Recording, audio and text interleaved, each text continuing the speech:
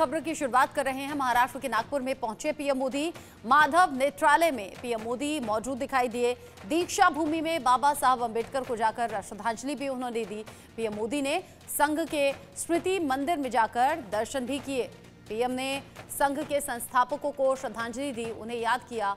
Doctor Hedgewar और गोलवलकर को श्रद्धांजलि देते हुए पीएम मोदी की तस्वीरें भी सामने आई हैं। उन्होंने कहा कि ये स्थली राष्ट्र की सेवा में आगे बढ़ने की प्रेरणा देती है।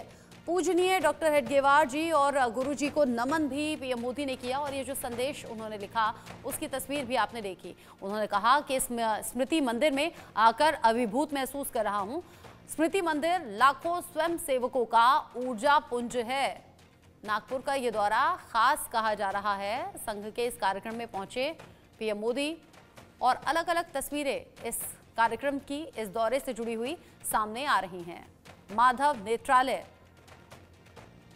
की शुरुआत पीएम मोदी के हाथों हुई है और साथ ही साथ पहुंचे पीएम मोदी तो संघ के संस्थापकों को भी नमन किया, श्रद्धा सुमन अर्पित किए।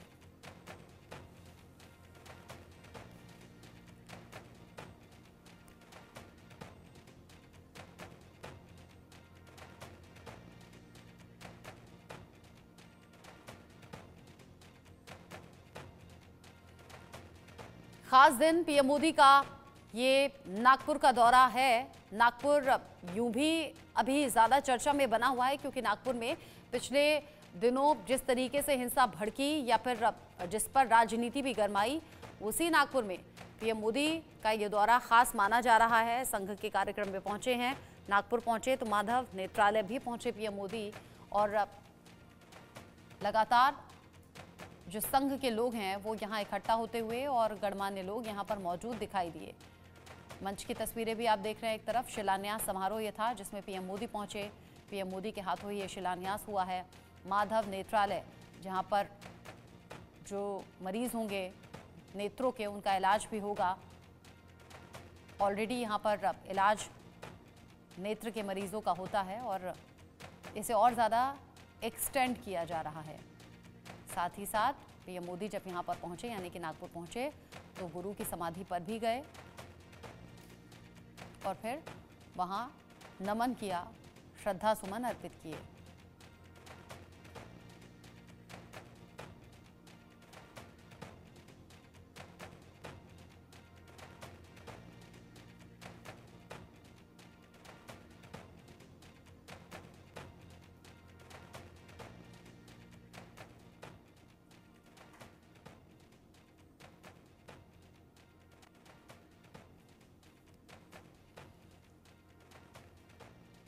मंच पर मोहन भागवत भी बैठे हुए नजर आ रहे हैं। पीएम मोदी भी यहाँ मंच पर मौजूद हैं।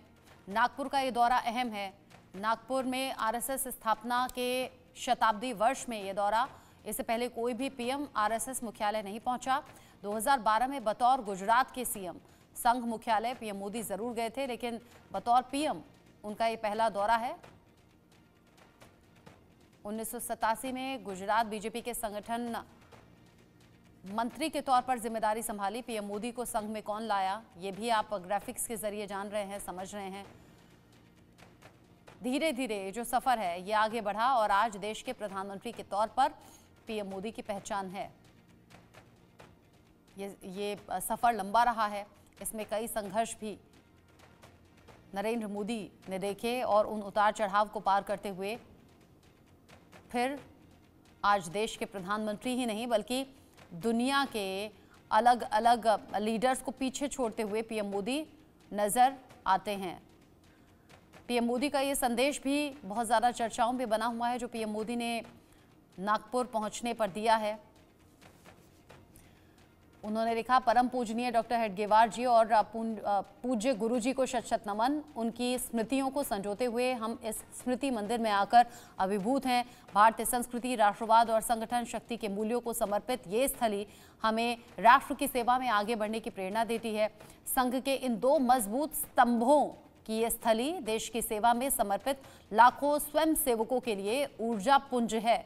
हमारे प्रयासों से माँ भारती परम पूजनीय तरीके से पूजी जाती हैं और माँ भारती लगातार गर्व महसूस करती हैं।